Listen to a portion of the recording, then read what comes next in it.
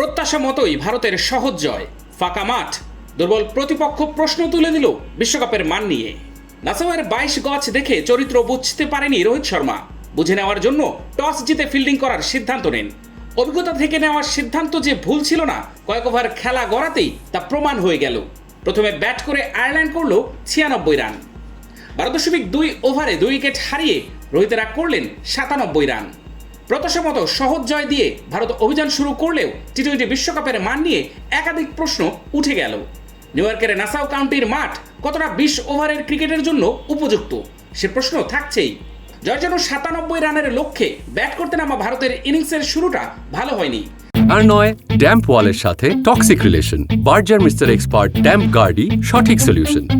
শুরুতেই আউট হয়ে যান বিরাট কোহলি, 5 বলে করেন 1 রান। আইপিএলের সর্বোচ্চ রান সংগ্রাহকের টি-20 বিশ্বকাপ শুরু হলো ব্যর্থতা দিয়ে।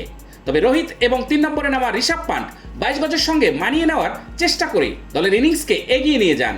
আয়ারল্যান্ডের ইনিংসের সময় ভারতীয় বোলারদের বিপজ্জনক দেখালেও আইরিশ বোলারদের ততটা ভয়ঙ্কর দেখালো না। আয়ারল্যান্ডের ইনিংসের সময় নিউ ইয়র্কের আকাশ ছিল মেঘলা, ভারতের ইনিংসের সময় রোদ উঠে যায়। তবে নিউ ইয়র্কের মাঠের মান নিয়ে প্রশ্ন থাকবে। পিচে আসমান বাউন্স, আউটফিল্ড অত্যন্ত মন্থর। এভাবে বিশ্বকাপের আয়োজনে টি-20 ক্রিকেটও কার্যত উত্তেজনাহীন। সব মিলিয়ে টি-20 বিশ্বকাপের মান নিয়ে প্রশ্ন উঠে গেল।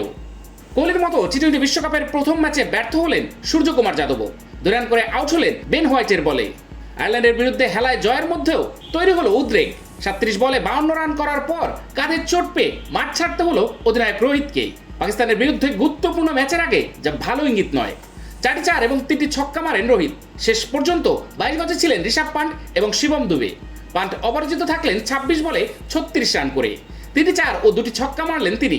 শিবম রান করার সুযোগই পেলেন না। আয়ারল্যান্ডের সফলতম বোলার হোয়াইট 6 রানে 1 উইকেট নিলেন। এডের 1 উইকেট নিলেন 27 রান খরচ করে। নাসাউয়ের উইকেটের আসমান বাউন্স এবং ভারতীয় বোলারদের দাপট জোড়াফলার সামনে অসহায় দেখালো আইরিশ ব্যাটারদের। আয়ারল্যান্ডের বিরুদ্ধে রোহিত 6 জন বোলারদের ব্যবহার করলেন। রবীন্দ্র জাদেজা ছাড়া সকলে উইকেট পেলেন। 50 রানে 8 উইকেট হারিয়ে ম্যাচের ভবিষ্যৎ একরকম নিশ্চিত করে দেন আইরিশ ক্রিকেটাররা। শেষ দিকে জশ লিটল এবং ড্যারেথ গেলানির মরিয়া চেষ্টা কিছুটা মুখ রক্ষা করলো আয়ারল্যান্ডের। আইরিশ ইনিংসের 3য় ওভারে জোড়া ধাক্কা দেন আশুদীপ সিং। তারপর নিয়মিত ব্যবধানে উইকেট হারিয়ে 16 ওভারে শেষ হয়ে যায় আয়ারল্যান্ডের ইনিংস। আয়ারল্যান্ডের হয়ে Andy Balbirnie 5, Paul Stirling 2, Lorcan Tucker 10, Harry Tector 4, Curtis Campher 12, George Dockrell 3, Barry McCarthy 0। কেউই দলের ভরসা দিতে পারলেন না। একটা সময় বিশ্বাস করা যাচ্ছিল না বিশ্বকাপের কোনো ম্যাচ বলে। 50 রানে 8 উইকেট হারানোর পরও আয়ারল্যান্ড 96 রান তুলল লিটল এবং ডেলানির জন্য। লিটলি প্রথমে কিছুটা আগ্রাসী ব্যাটিংয়ের চেষ্টা করেন।